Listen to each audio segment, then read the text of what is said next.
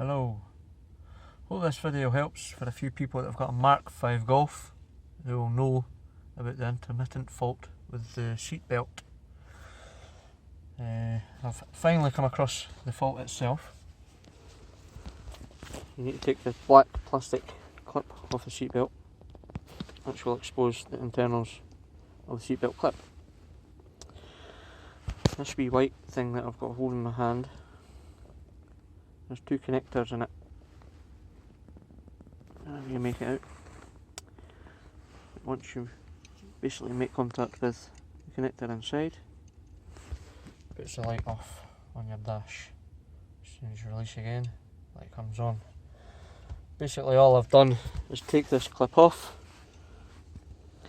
I've got a small knife and basically just bent the contact out the side of the nylon clip.